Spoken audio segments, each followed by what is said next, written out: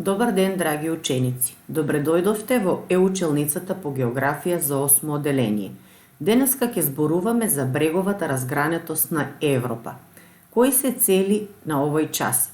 Целите на овој час се учениците да ја препознаваат бреговата разгранетост на Европа, да ги идентификуваат бреговите форми и објекти на Европа, да ги набројуваат истите долж бреговата линија, да ги воочат најкарактеристичните објекти на бреговите, да умеат да ги дефинираат истите и да го оценат значењето на протоците и каналите за животот и развојот на овој континент. Поимите што ќе се користат во текот на излагањето на оваа наставна единица ќе бидат брегови, брегова разгранетост, брегова линија, острови, полуострови, канали, фјордови, протоци, Гибралтар, Босфор, Дарданели, внатрешни или рабни мориња, пристаништа. За почеток ученици да видиме што представува бреговата разгранетост. Сите полуострови, острови, заливи, ртови, канали, фјордови кои се среќаваат на бреговите на Европа, ја сочинуваат и бреговата разгранетост на овој континент. Според бреговата разгранетост, Европа го зазема првото место меѓу континентите во светот. Сите брегови не се подеднакво разгранети. Најслабо разгранет брег е северниот брег. Бреговата разгранетост ученици тука ја создава Белото море, кое што со повеќето заливи длабоко навлегува во копното меѓу полуостровите Кола и Канин. Во Баренцовото море се среќаваат голем број на острови, како што се Нова земја, земјата на Франц Јосиф и Свалбард. Разгранетиот норвешки брег има илјадници мали острови, а се среќаваат и голем број на тесни, длабоки заливи со високи и стрмни страни, наречени фјордови. Ваквата брегова линија ученици продолжува кон западните делови на Европа, каде од Северното море преку протоците Скагерак и Категат, меѓу полуостровот Скандинавија и полуостровот Јиланд, длабоко во копното навлегува Балтичкото море со Ботничкиот залив, Финскиот залив и Ришкиот залив.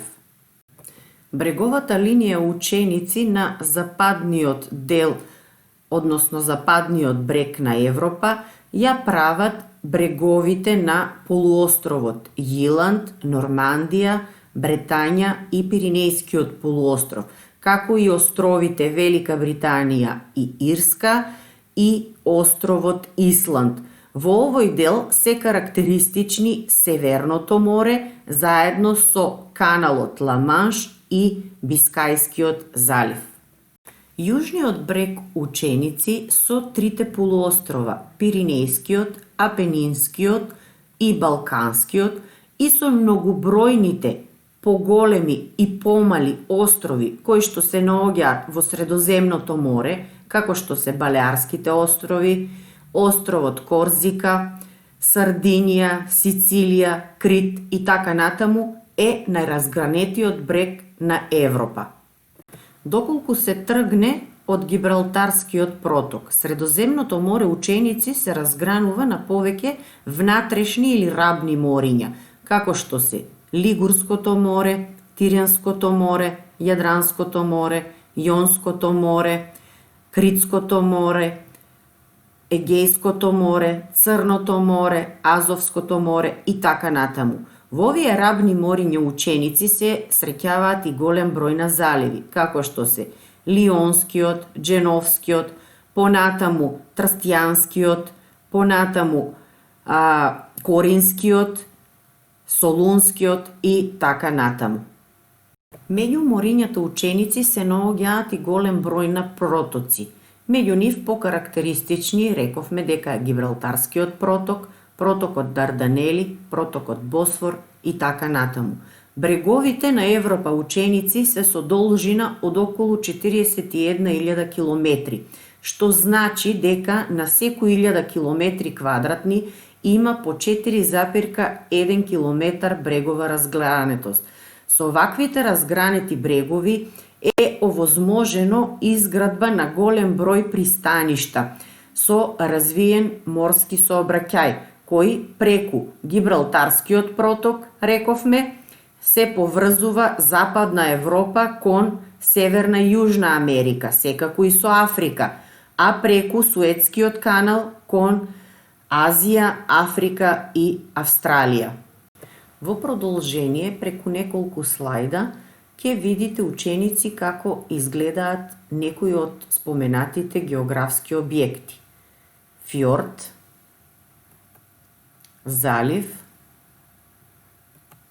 протоците Дарданели, Гибралтар, Босфор и Суетскиот канал. За самиот крај имам задача за учениците да ги прочитаат исказите и да одговорат дали се точни или неточни. Под 1. Според бреговата разгранетост, Европа го зазема првото место меѓу континентите во светот. Под 2. Најразгранет брег во Европа е северниот. Под 3.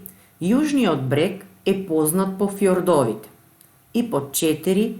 Преку Гибралтарскиот проток, Европа е поврзана со морски сообраќај со Африка и Северна и Јужна Америка, а преку Суетскиот канал со Азија, Африка и Австралија. Доколку сакате да ги проверите вашите знаења, односно да видите дали исказите се точни или не, на овој слайд ја имате листата на одговорите. Под 1 одговорот е точен, под 2 неточен, под 3 неточен, под 4 точен. Драги ученици, ова беше се за денес. Ви благодарам за вниманието. Довидување.